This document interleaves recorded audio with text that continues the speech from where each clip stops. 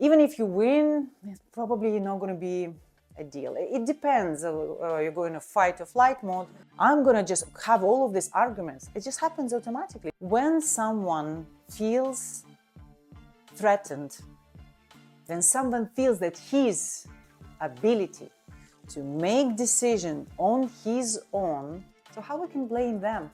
We are triggering them to ask us to send them some options by asking the questions, which is wrong. Whatever you sell, off-plan or secondary, this training going to change the way you see sales and will give you a roadmap, step-by-step strategy, how to become that trusted advisor, how to build this trust so the client going to choose you as the only desirable agent to work with. Isn't it how you're going to make 1 million in commission selling Dubai real estate? Let's jump to the video. Cool. So we're understanding human behavior, decision-making process through understanding the sales resistance. Have anyone, rather than me repeating it today, heard the term sales resistance before? Sales resistance. Everyone heard that? Nope. I think so, but sounds like something normal. Normal. Sounds something normal. What do you think it means? When you feel in sales resistance, what do you feel? How do you feel exactly? I don't want to spend money. I don't want to spend time or anything. So what the mechanism of the sales resistance? It can be anything, not the sales resistance, just resistance. We feel resistance to advices. Let me tell you how to do things. We feel that someone is pushing us, we push back. Again, it's normal psychological behavior of child, adult, doesn't matter. So in behavioral psychology, the explanation is when someone feels threatened, when someone feels that his ability to make decision on his own, decide for himself basically, is at risk, he resists. The resistance is actually activating, I don't know what this is. Again, here is an example how your mom called your name back in the days, you remember? You might have like, Hola, oh, okay, I'm coming. And then it's like, Hola, I know, I know something is there. So this something, this tonality, yeah, with the way the pronunciation, and of course what we say, but 90% of the information as a human being we got from the tonality in body language. So it triggers our nervous system to go into fight or flight response. So kind of indicates that you are in danger. It was very useful mechanism back in the days where we had, I don't know, tigers in a stone era running behind us. And you have to be really alert because, you know, you can die any minute. But not really useful now. However, our body wired for survival. So as soon as we feel that we are in danger, we are activating those mechanisms. That's why fight or flight. Fight is when you are fighting back. Flight is when you are trying to avoid, escape. So when the client is just blocking you or not responding to your messages, is it a fight or flight? Flight. Well, he told me, oh yeah, that's great, amazing. Thank you so much for your presentation. Can you please send me some option? I'm definitely get back to you, right? And then, not even block, just not responding. And then the agents are coming to me, Olga, what happened? He was so interested. But he's not responding. What should I text next? Well, I have a couple of ideas how to pull the clients from witness protection mode. I'm going to discuss that today as well. Or we can activate the fight mode when the client is trying to do what? Trying to prove that whatever he's saying, you saying, is wrong. Right? What he's doing usually, giving you a lot of objections. And if you are someone who handle an objection with, yes, but we are still X, Y, Z and ABC, you're going to do what? Fight back. So that's a boxing game. And then even if you win, it's probably not going to be a deal. It depends. You're going to fight or flight mode. I'm simplifying it as much as I could. We don't have to have a PhD in human behavior. But the A type of personality, and I want to think that me is A type of personality, someone who wants to voice their concern, who is not afraid of confrontation. Usually when I am pushed by salespeople, no, Olga, but you're really gonna need this, because whatever your car is having is the engine or whatever is not good. And I was like, well, actually, I like it. I like my car being dirty and small. Yes, that's what I like, even if I don't. Why? Because I'm protecting myself. In this moment, when we are in this activation of fight or flight, we don't think about the, what is better for us, or we are just following the energy of what? Conflict. And the energy of the conflict is always increasing. Or when I'm in a flight mode, I'm someone who doesn't like to tell people, oh, Olga's such a great girl. She was 20 minutes on the phone with me, and she seems so excited. I don't feel that I can tell her, like, I don't need this, or I don't really believe that this project is so good. I don't want to be honest with her, right? Because well, she seems to be very engaged, and she's going to start proving me that I'm wrong, and that's going to be an endless conversation. Nah, I'm just going to not respond. It's easy for me, right? Because I want to avoid any uncomfortable situation, right? We don't want that. So the same as some people, they have a bravery to tell to the boyfriends or girlfriends, we are not going to be together anymore. And some are just what? Ghost. Yeah. So why it should be different in the behavior of human beings when it comes to sale? The classical example of sales resistance, of you feeling sales resistance, because again, as I'm saying, it's not something that you consciously plan. It's not something that you, okay, when this is going to happen, I'm going to resist. I'm going on this meeting and I'm going to just have all of these arguments. It just happens automatically. You don't even understand how they happen. It's just a pattern. Just a pattern. The classical example is you walking into the shop. You choose which one, Chanel, Dior, Massimo Dutti, or any other, I don't know, Bloomingdale's. And there is a shopping assistant coming to you, asking what? Yeah? What are you usually saying? No, thanks. Yeah? Why? Because I'm just walking in and I'll come find you. Yeah? But what if that you actually need something?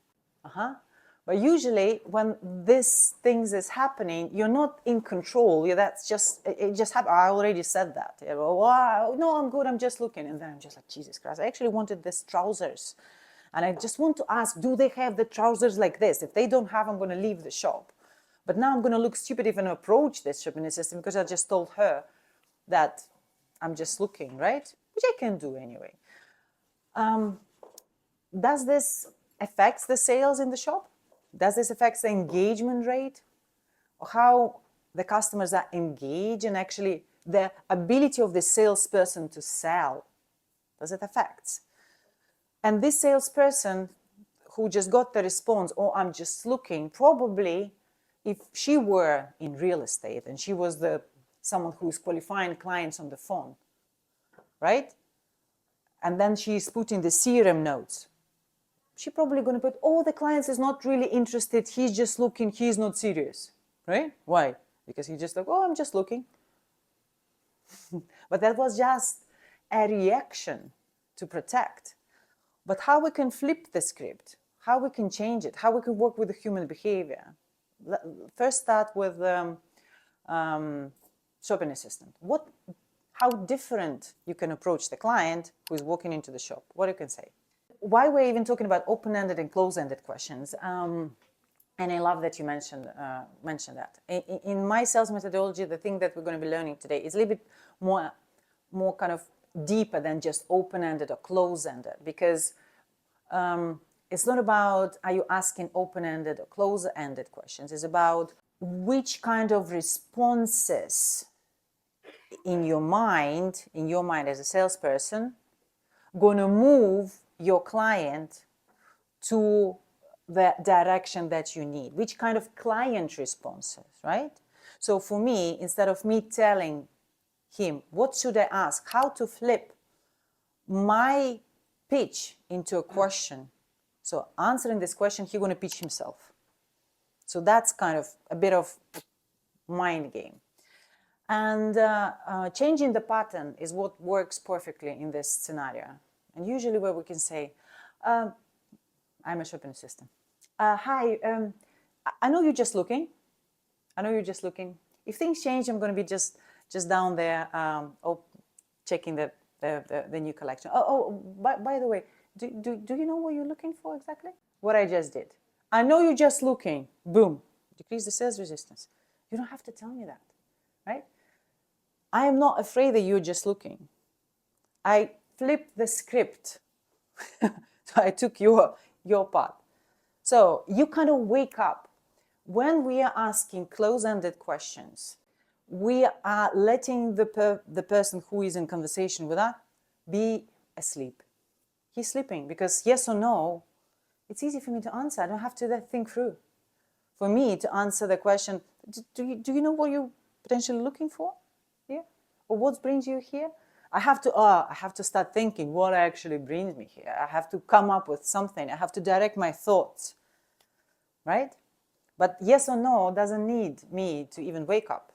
So I'm kind of going on autopilot, and you going on autopilot asking the same exact question.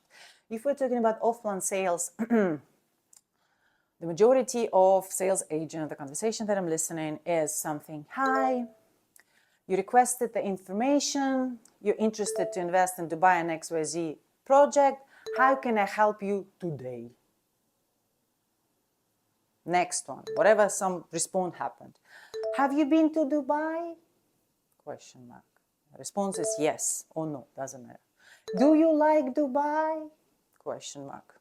Yes, I like it. Okay, so the other side is thinking, okay, I know where we're leading. Yeah, I know where you're leading.